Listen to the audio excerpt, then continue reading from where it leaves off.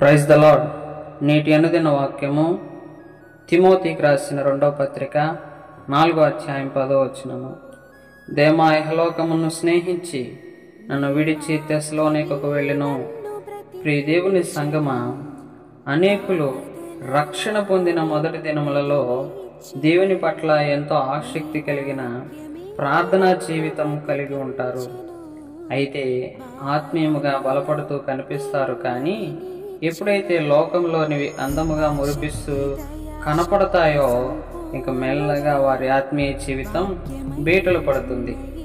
ఇక్కడ దేమా కూడా పౌలు గారితో పాటుగా ఉంటూ ఆత్మీయముగా బలపడుతూ ఉండే సమయంలో లోకం అందులోని వ్యర్థమైనవన్నీ ఆకర్షణీయంగా కనబడటం వలన వాటిని స్నేహించి లోకాన్ని ప్రేమించి దేవునికి క్రమంగా దూరం అయిపోయాడు. మనం కూడా అనేకులం ఇలానే ఉంటున్నాము.